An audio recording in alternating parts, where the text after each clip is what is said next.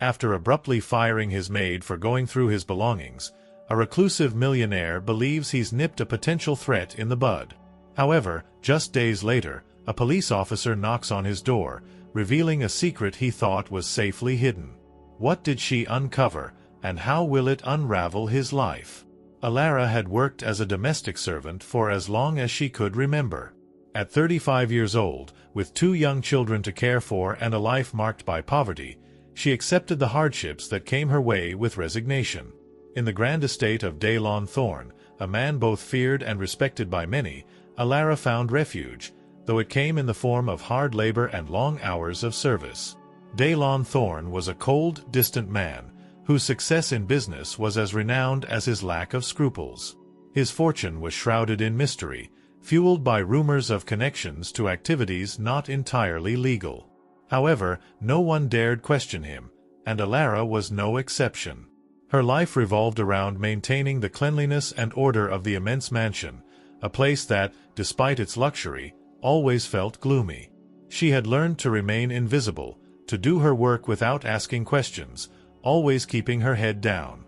Each day was a meticulously executed routine, preparing breakfast before Daylon awoke, cleaning every corner while he was at the office, and leaving without a trace of her presence. One day, while tidying up Daylon's study, something broke the monotony. She was organizing some papers on the desk when, unintentionally, one of them slipped, revealing a thick envelope hidden among the documents. Alara picked it up carefully, noting its weight and the sensation that it contained something more than just paper. Curiosity overwhelmed her. She knew it wasn't her place, but something inside her compelled her to open it. Inside, she found several documents that, upon a quick glance, revealed details of suspicious bank transfers, contracts with false names, and a list of shell companies. She didn't fully understand what she was seeing, but something told her it was wrong. Frightened, Alara returned the envelope to its original place, making sure everything appeared intact. Her heart pounded, and her hands trembled as she finished cleaning. She knew she shouldn't have done it, but fear paralyzed her. What did those documents mean? What would Daylon do if he discovered she had seen them? The next day, Daylon arrived earlier than usual. Alara, still nervous about what had happened, tried to keep her composure, but the fear was evident on her face. Daylon, always observant, noticed it. While she cleaned the dining room, he entered his study and reviewed his papers. His cold gaze fixed on the envelope that, at first glance, seemed untouched. Without warning, he left the study and approached Alara, his expression severe. Without any explanation, he accused her of snooping through his things. Alara, stunned and terrified, tried to defend herself, but her words were futile. Daylon, without hesitation, fired her on the spot, ordering her to leave the house immediately. With a broken heart and tears blurring her vision, Alara left the mansion, feeling more vulnerable than ever.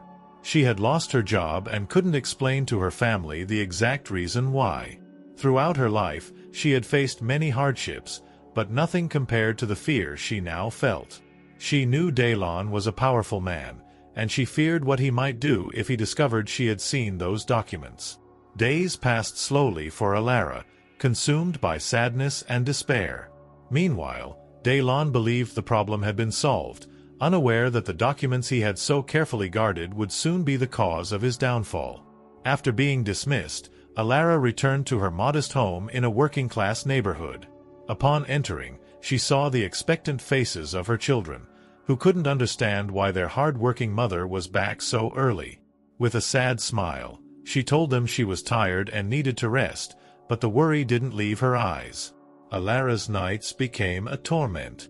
The images of the documents she had seen haunted her, and although she tried to convince herself that she wasn't at fault, the fear wouldn't leave her alone. She knew there was something dark in Daylon's business, but she had no one to tell or to turn to for help. Daylon, meanwhile, hadn't been at ease after firing Alara. Something about her behavior had unsettled him, and his natural distrust led him to hire a private investigator to follow her.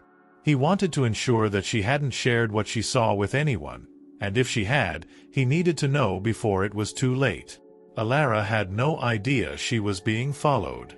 The private investigator, a man experienced in handling discreet situations, watched her from a distance, documenting her every move.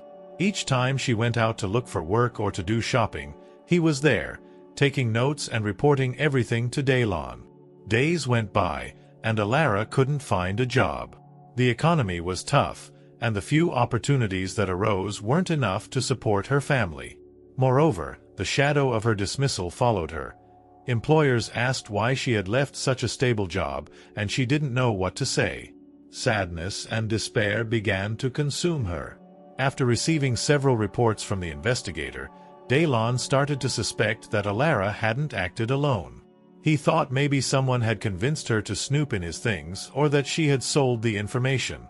Although there were no concrete proofs, his paranoia grew, and with it, his anger.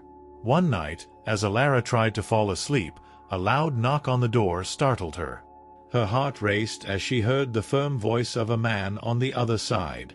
It was a police officer.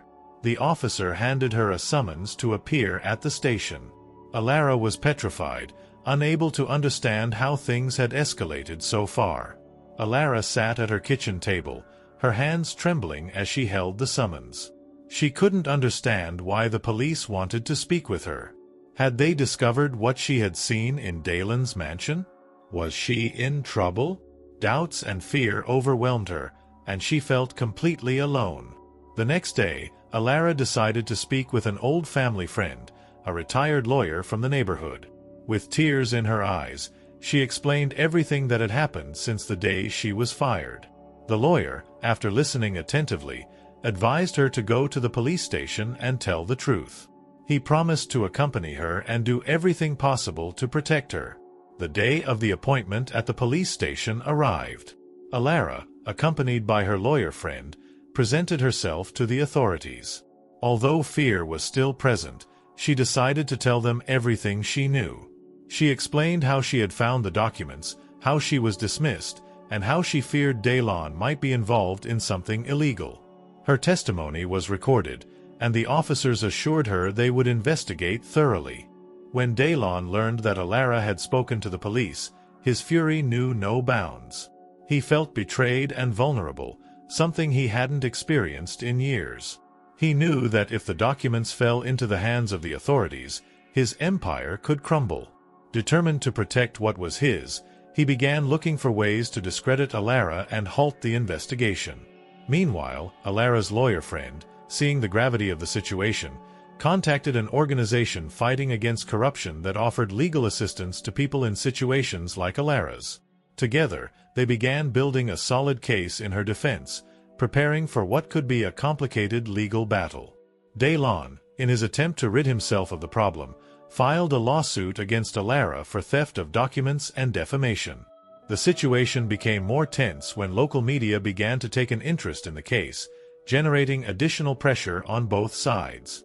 As Alara's story spread, she began receiving support from people who, like her, had been victims of powerful individuals who tried to silence them. The community, which at first didn't understand why she had been dismissed, began to sympathize with her and support her in various ways. With the trial approaching, Alara and her legal team worked tirelessly to gather evidence that supported her story. The family lawyer became her main defender, assuring her that although Daylon had a lot of power, the truth was on her side. The day of the trial arrived, and the courtroom was filled with curious onlookers, journalists, and people interested in the case. Alara's story had captured the attention of many, becoming a symbol of the struggle of the most vulnerable against power and corruption.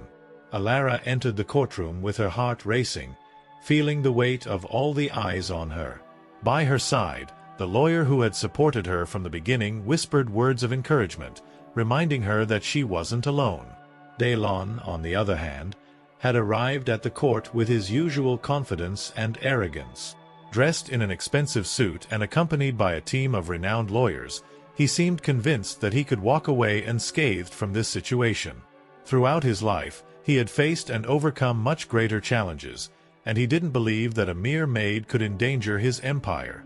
The prosecutor presented the case against Daylon, showing how the documents found by Alara revealed a complex scheme of money laundering and tax evasion.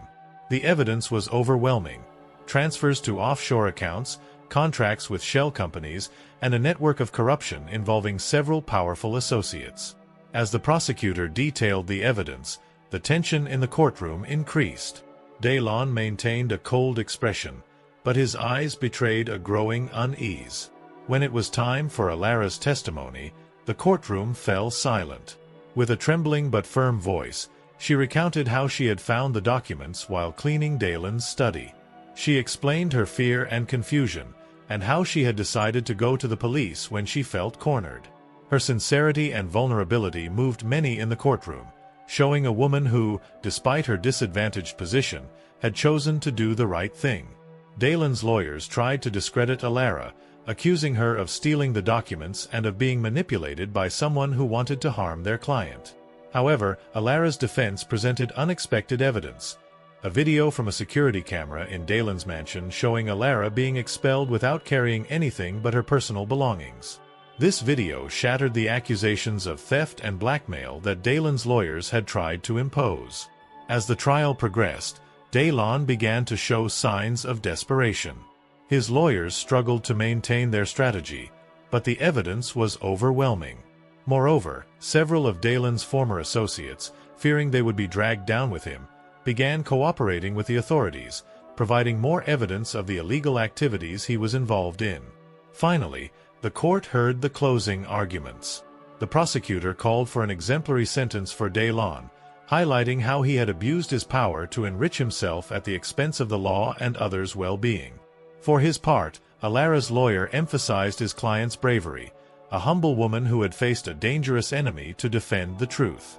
The jury retired to deliberate, and during those hours, Alara couldn't help but feel overwhelmed by uncertainty. But when the verdict was announced, everything changed. Daylon was found guilty on multiple counts, including money laundering, tax evasion, and harassment of Alara. The sentence was severe, condemning him to several years in prison and the forfeiture of much of his fortune. The courtroom erupted in applause when the judge delivered the sentence, and Alara, for the first time in a long time, felt the weight she had carried on her shoulders begin to lift. She had won the battle, not just for herself, but for all those who had ever been victims of people like Daylon. Daylon, hearing his sentence, seemed to shrink in his seat. The reality of his situation finally hit him. His empire, built with so much care and without scruples, was crumbling. His associates had abandoned him, his reputation was destroyed, and now he faced years behind bars. As the guards escorted him out of the courtroom, Daylon gave Alara one last look. But it was no longer the cold, dominant gaze of before. Now it was a vacant, defeated look. He knew he had lost everything. When the trial ended and Daylon was escorted out, Alara remained in her seat, trying to process everything that had just happened. She couldn't believe she had won. The sense of relief was so overwhelming that tears began to stream down her cheeks. The battle had been long and painful, but finally, the truth had prevailed. Her lawyer, who had stood by her throughout the process, embraced her warmly, congratulating her on her courage and determination. In the days that followed, Alara's story continued to attract media attention. The news about Daylon Thorne's downfall and Alara's bravery spread widely, becoming an example of how justice can prevail even in the most adverse situations. Many people, inspired by her story, began to see her as a symbol of resistance against corruption and abuse of power. Alara, however, wasn't interested in fame. All she wanted was to return to her normal life, take care of her children, and find a way to rebuild what she had lost. With the compensation she received after the trial, she was able to buy a small house in a quiet neighborhood, far from the dark memories of her old life. The house was modest, but to Alara, it represented a new beginning. It was a place where her children could grow up in peace, without the fear that had marked her previous days. Besides the house, with the help of her lawyer, Alara began planning the opening of a small business. She had always had a passion for cooking and decided to open a modest cafe in the neighborhood. With the money from the trial and the support of the community, the cafe soon began to attract customers, becoming a meeting place for many. For Alara, the cafe was not just a way to make a living, but also a way to contribute to her community, to give back some of the support she had received. Despite the good news, Alara still dealt with the emotional aftermath of the trial. The nights still brought painful memories, and fear occasionally returned to haunt her, but over time, she learned to manage those feelings. She knew that the path to recovery would be long, but she was determined to keep going, for herself and for her children. One day, while working in her cafe, she received an unexpected visit from the lawyer who had represented her. It had been months since the trial, and although they kept in touch, she hadn't seen him since the case concluded. The lawyer offered her an opportunity Alara never would have imagined, a job at his law firm. Not as a lawyer, but as an assistant, helping other people who, like her, faced difficult situations and needed guidance. Alara was surprised and excited by the proposal. She knew that although she had no legal training, her experience could be valuable to others. She accepted the job, seeing it as a way to continue helping her community and to grow personally. The cafe would remain her main project, but now she would also have the opportunity to make a difference in the lives of other people. Meanwhile, Daylon began serving his sentence in prison. The man who had once been feared and respected now faced a completely different life. His associates had abandoned him, his fortune had been confiscated, and his name had become synonymous with corruption and shame. In the solitude of his cell, Daylon couldn't stop thinking about how his arrogance and belief in invulnerability had led him to this point. He had lost everything, and he knew it. Over time, Alara's life began to stabilize. The cafe thrived, her children grew up in a safe environment, and her job at the law firm gave her a new sense of purpose. She became a respected figure in her community, and although she had never sought to be a heroine, her story inspired many. As the years passed, Alara found the peace she had longed for. Although the scars of her past would never completely disappear, she learned to live with them and to see them as a reminder of her strength and resilience. She never forgot what had happened, but instead of letting the pain consume her, she used it as motivation to move forward and help others do the same. As time went on, Alara's life took on a quieter, more stable course. Her small cafe became a beloved spot in the community, a refuge where people could enjoy good food and chat about life. Alara, who had faced so many adversities, now found comfort in simple things. Her children's smiles, the routine of daily work, and the support of the friends she had made in her neighborhood. The job at the law firm also gave her a new perspective. Every day, Alara helped people who, like her, had been victims of injustice. Listening to their stories, sharing their fears, and seeing them find the courage to fight for their rights gave her a renewed sense of purpose. She knew that, although she couldn't change her own past, she could help others face their future with more hope and strength. One day, while going through some papers in her office, she found a copy of the documents she had handed over during the trial against Daylon. Seeing them, she felt a mix of emotions: sadness for what she had lost, but also pride for what she had gained. Those documents, which once represented fear and danger, were now a reminder of her bravery. Alara decided to keep them in a drawer, not as a symbol of resentment, but as a reminder that even the darkest moments can lead to light. Over time, Alara began to share her story with her children, who were now teenagers. She told them about the trial, about the fear she had felt, and how, despite everything, she had found the strength to keep going. She wanted them to understand the importance of integrity, courage, and never giving up, no matter how difficult the circumstances might seem. Her children listened attentively, admiring the mother who had always fought for them, without knowing the weight she had carried on her shoulders. As her story spread, Alara became a figure of respect in her community. People came to her for advice, and many saw her as an example of resilience and overcoming. Although she had never sought attention, Alara accepted this role with humility, seeing it as an opportunity to help others find their own strength. Daylon, on the other hand, continued to serve his sentence in prison. The years of confinement changed him, not only physically but also in his way of viewing life. The solitude and reflection forced him to confront the mistakes he had made, although he knew he could never undo the damage he had caused. Daylon never saw the light of freedom again, and his name remained forever associated with corruption and the downfall of a man who, in his arrogance, believed he was above the law. In the end, Alara found the peace she had been searching for. Her life hadn't been easy, but she had learned to see each challenge as an opportunity to grow. The cafe thrived, her work at the law firm continued to be a source of satisfaction, and her children grew up in an environment of love and respect. Alara, who had started this story as a vulnerable and defenseless woman, now saw herself as a strong person, capable of facing any obstacle.